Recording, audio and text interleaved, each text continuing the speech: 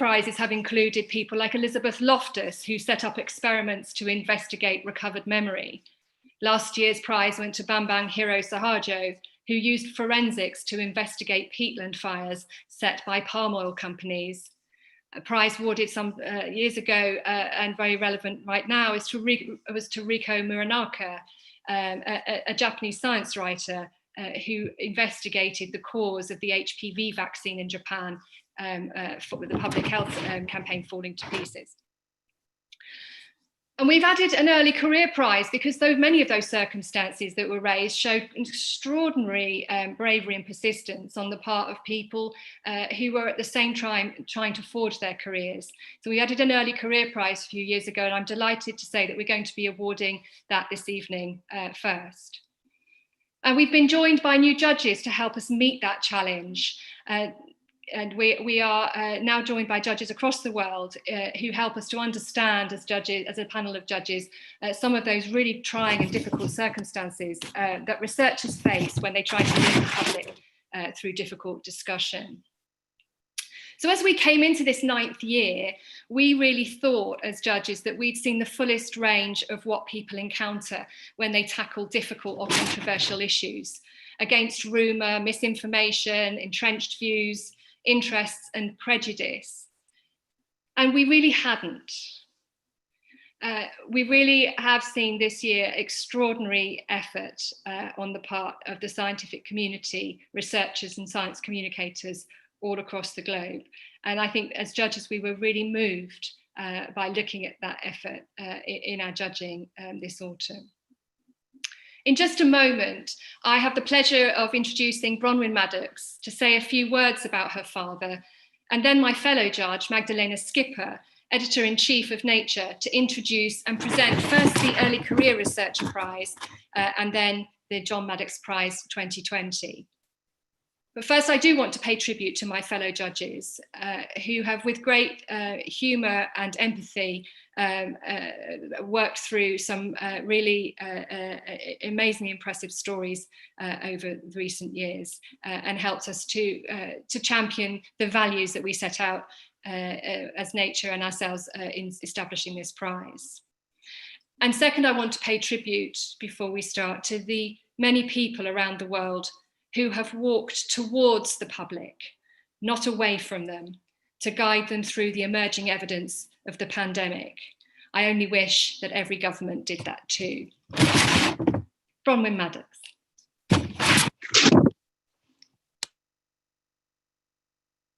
If you unmute yourself, Bronwyn. Sorry, you would think this far into the coronavirus year, one would have learned these things. Tracy, thanks very much indeed, and Magdalena and all the judges, very, very well done on this. I would say every year it's probably difficult to make these decisions, but this one has been a really extraordinary year. And I wish many times during this year that I'd known what my father would have made of it, because he would have been enthralled, appalled by lots of it, but enthralled by the clash, if you like. Well, first, the spectacle of science done at a grand global scale, done very fast, but drawing on years, decades often, of very difficult work, really drawing on some of the very latest science. And then the clash with politics, which was his second love, but the science, I think, dominating all the way through. But the clash with people's views, with what politicians felt they could pull off, and the misunderstandings that come out of that. And this is where this prize, in any sense, about science so much come to the fore. Because on the one hand, you have the huge expectations of what science can deliver. And in fact, it seems to have done that this year. On the other hand, you don't want people to take that for granted. This is difficult work. It is difficult intellectual work built on years of research. And you don't want people to assume that it is all easy, that you can simply give in to a kind of magical thinking. He would have been fascinated by the debate still going on, still very live, about vaccines, about whether to have them or not, and just how that remains all these years on. I was one of the, I wouldn't say the last people to get measles, but I was one of that generation who did. And I remember very small having lectures on the desirability of vaccines, the creation of vaccines. I don't think he held me responsible age 3 for not having it, but being delivered. And we have this battle still to play out, I think, in politics and science. And we don't know what people are going to make of all this. So it has been an extraordinary year. It's been a very good year for science in many, many ways. It hasn't been, I think, such a good year for politics and government, which have been strained, sometimes almost a breaking point. But it really does bring all these things very much to the fore. And I think the kind of debate we've seen going into these prizes really brings to the fore of what is at stake and what people have to defend when they are indeed standing up for science. So thank you very much indeed. And I wish my father had been here to see it, but then there wouldn't be a John Maddox Prize, I guess. Thank you, Bronwyn. And we would, if we were gathered together at the Wellcome Collection or any other august institution to give these prizes tonight, take this moment to raise a glass to your father and the inspiration he was to our organisations. It would have been red wine, I think. The family tradition lives on. Thank you. Thank you very much, Bronwyn. Wonderful words. Magdalena Skipper, can I ask you to do the honours this evening? Thank you very much, Tracy. It's my real pleasure to be here. And let me begin by giving you some insight into what it was like for us, the judges. And of course, just like everything else this year, the 2020 Maddox Prize judging meeting was unusual. It was unusual because, unlike in the other years when we get together in one room in the Nature offices in King's Cross in London, this year, of course, our meeting was virtual. And of course, by this stage in the year, we were indeed proficient in virtual meetings. But apart from the format itself, the process was familiar. And as in previous years, we were presented with a short list of outstanding candidates, each of whom has stood up for science and truth in their own way and in their own discipline. And the task of the judges is never easy. It certainly wasn't this time either, even though because of the circumstances, in many ways, the winners were clear to emerge. The panel, which I have the privilege to be part of course, includes Lord Rees of Ludlow, Professor Colin Blakemore, Professor Dennis Lowe, Professor Terence Forrester, Dr. Natasha Loder, and Anin Luo as well. And as a reminder, the judges evaluate shortlisted nominations, taking into the account how clearly the individual in question advanced the discussion of good science despite challenges, the nature of the challenge faced by the nominated individual, how well they placed the evidence in the wider debate and engaged others, and also the level of influence on the public debate. This year, we received over 200 nominations from 38 different countries, more than ever before. It is truly gratifying to see that the nominations come from right across the globe. But at the same time, it is troubling, of course, to see that in so many parts of the world, standing up for science comes with personal challenges and adversities. I must say that it is a personal highlight to read the achievements of everyone on the shortlist. Each is an accomplished researcher who also feels strongly compelled to stand up for science. I am also very proud that Nature is partnering with Sense About Science on this award, not just because there's an obvious link with our history, of course, with John Maddox being one of my predecessors at the helm of Nature, and because standing up for truth and science is part of our mission at Nature, but also because what the award stands for is so important. And this year, perhaps like no other year in recent history, has supplied us with ample evidence for it. And so in addition to the winners, whom I will be announcing just in a minute, I would like to mention that the judges also wish to recognize the extraordinary efforts by AI Fen and Li Wenliang, two doctors at Wuhan General Hospital, The judges felt that they went above and beyond to communicate their concerns about the presence of novel coronavirus, particularly when considering the positions they were in and consequences they were likely to face.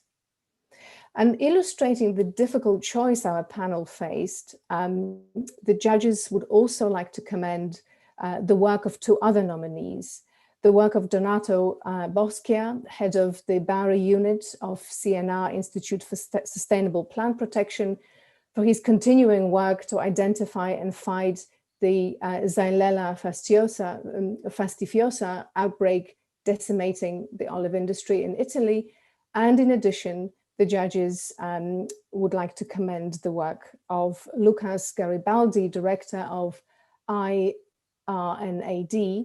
for his efforts and encouragement or engagement with agribusiness in Argentina to promote and engage with alternative farming practices.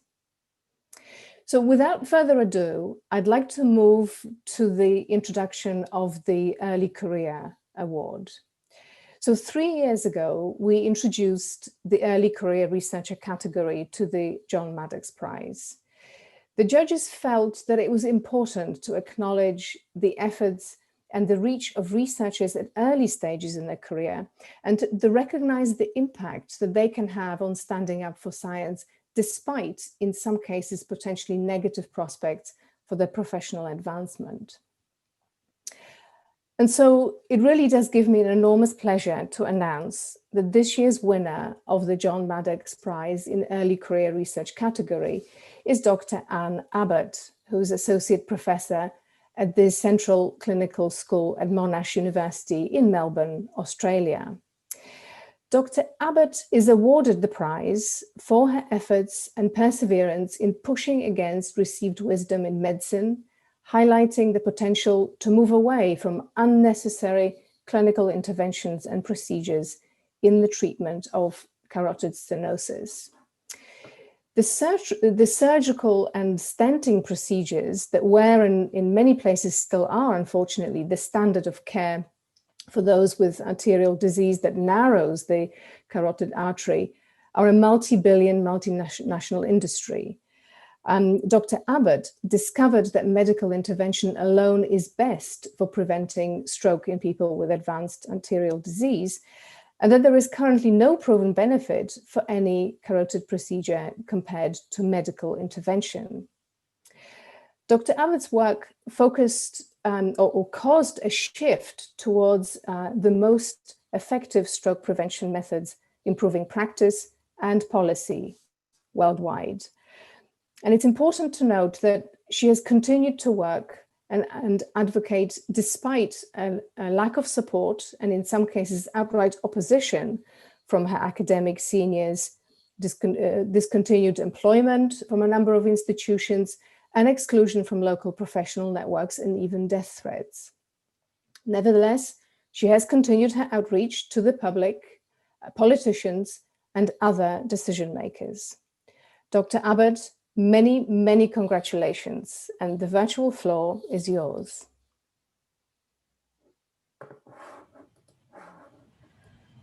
Well, thank you very much for that introduction, and you've said it all, really. I don't think I need to say any more. But I have prepared, I was asked to prepare a 4-minute presentation. Would you like me to proceed with that at the moment, or? Please Yes? do, absolutely. Oh, all right. So I have a summary of my story so far. Some of this has already been mentioned, but mine was actually a good news discovery, and it was related to the carotid artery, which is the main brain artery. And the carotid artery is a common site of narrowing due to arterial disease, which can cause stroke. My discovery was that stroke prevention has become much more effective, less invasive, and cheaper over the last 3 to 4 decades. Specifically, the stroke prevention efficacy of lifestyle changes and medication has improved by at least 65% since the 1980s. And this means that carotid artery procedures such as surgery and stenting are no longer indicated for symptom-free people. In addition, fewer symptomatic people with stroke or transient ischemic attack are now likely to benefit from a carotid procedure. In fact, better outcomes are expected for all at risk of arterial disease, and that includes just about all of us. I thought that publishing my discovery in 2009 would be enough to change guidelines and practice, which for decades have encouraged widespread overuse of carotid procedures, but I was incorrect. In fact, I was told by seniors I should not publish my research results. On several occasions at different institutions, my academic employment was discontinued, but not because of scientific error. There was also resistance from the highest impact factor journals. These journals have readily published flawed interpretations of randomized trials and procedurally biased guidelines. However, the editors consistently declined to publish work showing the bias and how times have changed. And as mentioned, I've even had death threats. Evidently, my news was inconvenient. Turned out it challenged the status quo, and a big business has built up directly and indirectly around the carotid procedures. I was shocked by the hostility and apparent disregard for patient welfare. However, the justice has served as a stimulus for me to continue. I employed several methods targeting the public, clinicians, and policy advisors. These methods have included publishing alone, publishing with up to 50 other multinational opinion leaders, reaching out to retired surgeons internationally who were opinion leaders, and they gave me a voice at international conferences. Conference debates against senior opinion leaders, lobbying guideline writers, lobbying the US president, testifying at the 2012 US Medicare Policy Review meeting regarding carotid artery disease management, starting an educational and action group called the Faculty Advocating Collaborative and Thoughtful Carotid Artery Treatments, FACTCATS. We share and debate scientific fact using group email. Also creating and maintaining an educational website for the public and professionals, factcats.org. Lay press publications, including in the Reader's Digest and the Wall Street Journal. It has taken years, true grit, and often working for no income. However, great progress is being made, and this has justified all the effort.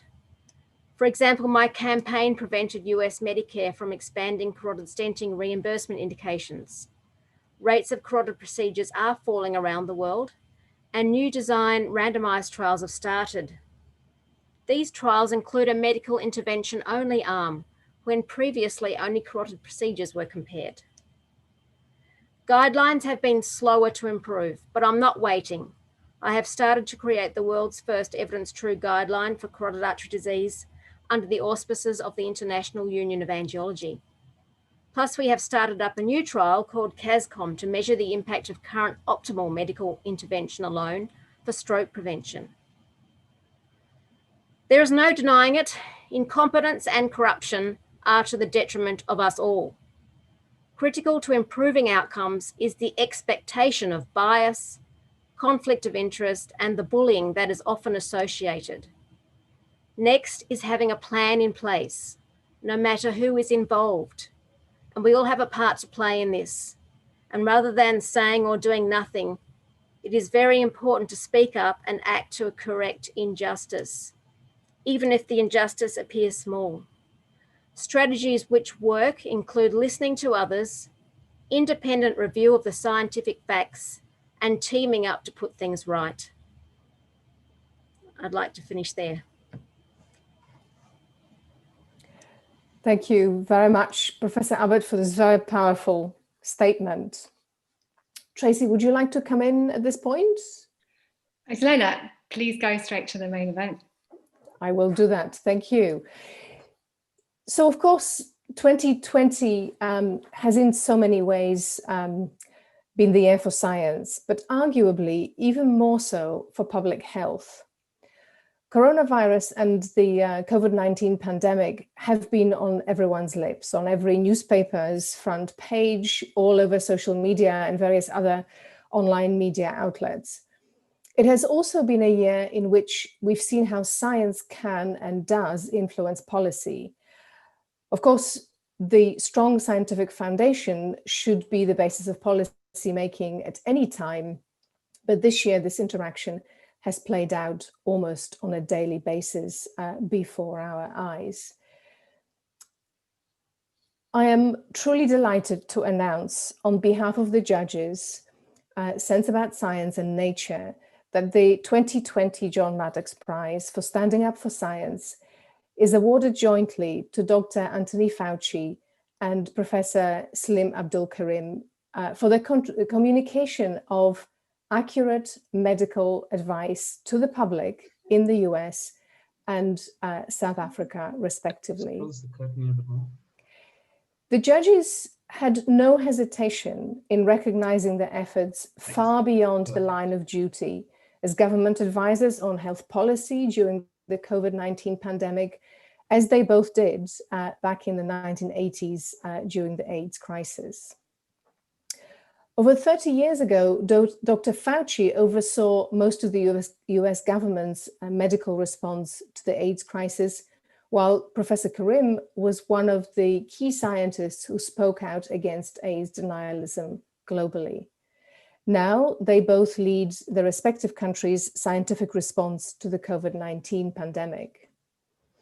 The joint winners were praised by the nominators for their leadership and clear communication of science during the current crisis.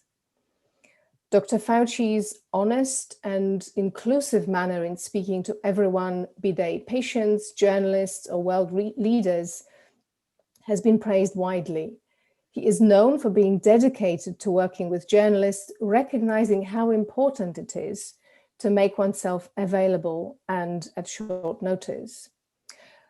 Over the course of this year, Dr. Fauci did not just explain the facts of the COVID-19 crisis, he also took the opportunity to explain how science is done, the fact that its position is revised as new facts arise, and therefore how that aspect of science influences government's response. He became one of the most trusted voices on the crisis. The profoundly sad side effect of this public dedication has been the fact that he and his family became the target of harassment and death threats. In South Africa, Professor Karim has been focused on providing evidence-based guidance to the government, while at the same time emphasizing the importance of a well-informed public in pandemic crisis management. For this reason, engaging with the media and the public are, in his view, an integral part of being a scientist. He has developed a reputation for clear and honest communication, which he uses to shape public trust in science. Indeed, for example, earlier this year, when the cases of COVID-19 were rising sharply in South Africa, his public broadcasts resulted in a tangible shift in public opinion around coronavirus measures in the country. And earlier this summer, he proposed in a Q&A in our pages in Nature that South Africa's Ubuntu tradition of communities looking out for each other is key to the country's response. Many, many congratulations to our joint winners. And I would now first like to hand over to Dr. Fauci for his acceptance speech. Dr. Fauci. Thank you very much, Magdalena, for that wonderful and very kind introduction. I'm really very humbled by being in this position of receiving the John Maddox Prize, particularly meaningful for me to receive it together with my long-term colleague, Salim Karim. We have been working together in different parts of the world on the same problem, as you mentioned and outlined correctly, from the early days of HIV to the current historic challenge that we're facing with COVID-19. I was just reviewing in my mind some of the things that I've had to be essentially facing ever since the very early years when I was a director. I was appointed actually 36 years ago last month as director of the NIAID. And I've had the opportunity to being put into the position of leading the response scientifically against HIV and virtually every outbreak that we've had to address, including pandemic flu, Ebola, Zika, a variety of other diseases, and now COVID-19. And when I think about some of the things that have gotten me through this series of challenges, many of which actually were really stressed by issues of misinformation, particularly the issues of stigma that were associated with the early years of HIV, that we had to have science overcome the stigma. I learned a few things, and I would like to maybe spend a minute to just mention it to this group. Was the first is the importance of listening. Instead of walking away or confronting, and this was true with the activists that we had to deal with in the early years, because they, quite frankly, were absolutely correct in challenging us in the way we did not give them a proper voice in the approach towards HIV, particularly in the United States, and a willingness to change our minds when new convincing arguments arose. The other is to tell the truth at all times and to do everything that is science-based and evidence-based. And sometimes the truth means saying, I do not know. And that is important because often we are in a position, particularly with the evolving outbreak of COVID-19, that as the data evolved, we had to change some of our positions. The other is to be transparent, to never withhold information, always be welcoming, open dialogue. And the other in communication that you mentioned, Magdalena, I have always tried to guide myself by what I call precision of thought and economy of expression. If you can't explain something simply, then you probably don't even understand it yourself. So those are the things that have guided me. The other thing that I just want to close by is that we have been in such extraordinary circumstances. I know in the United States, we have been met with what you alluded to in your introduction, is the need to stand up for science, even when what is going on around you is very anti-scientific. And unfortunately, I've had to face that with regard to the promotion of drugs that don't work, to the disregarding of public health measures that work in the face of overwhelming evidence that when one disregards those public health measures, like wearing masks, avoiding crowds, keeping distances, that you have a very difficult and catastrophic situation. So my final message in this acceptance speech is that science is the way to getting to the end game of essentially stopping, ending, and eliminating the public health threats that we all face. In the United States today, it's really historic because we now have 2.9 million doses of the Pfizer vaccine that have just been started to being distributed to people throughout the country. It's the first step in a multi-month process of finally getting this extraordinary historic pandemic under control. And I hope that we all globally, since this is a global conversation, realize that we have a moral obligation to make sure that people throughout the world have access to this vaccine, not only those countries that are wealthy and can afford it and have the systems. So if there's one final message, is we all should pull together to realize that as a global community, we are all in this together and we all are going to get through it together. So thank you again very much, Magdalena. I appreciate it. Thank you very much, Dr. Fauci. Some very powerful statements. Science is the way to solving global problems and many other important thoughts. Thank you very much. Professor Karim, over to you. Thank you very much, Magdalena. It's indeed a great honor and a privilege for me to be here with you this afternoon. I'd like to thank Sense About Science and Nature for this honor. I'm particularly pleased to be here with my good friend and colleague, Anthony Fauci. He and I go back a long way, and he's been an icon to me, somebody who I've looked up to over many years. And I think for me, this is the culmination of many years of trying to convey the essence of science to the public that this award recognizes. When I think back, some 20 years ago, it was in around 1999, that our Minister of Health and our president in our country decided to take a position that denied the existence of HIV and AIDS. Those were difficult years. It was difficult not just because of the denialism. It was difficult because of the consequences of that denialism, and the consequences in terms of death and suffering that it led to. So as at that time, the head of AIDS research at the Medical Research Council, together with the president of the Medical Research Council at the time, Dr. Makhoba, we took on this challenge. And things came to a head in the AIDS conference in 2000, when we launched the Durban Declaration. Professor Jerry Kuvadia and I were called into a meeting with the Minister of Health, where she chided us and accused us of being disloyal and unpatriotic. Those were difficult days, but they were days that we could always hold our head up high, because we stood for what was the truth, and we stood for what science stood for. In all of that, we can look back and know that we did as much as we could.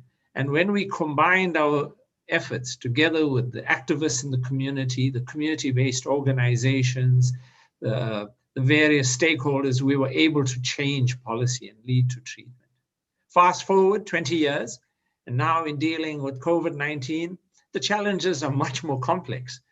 The issues that we face, still denialism. We have whole groups of people that it's just flu.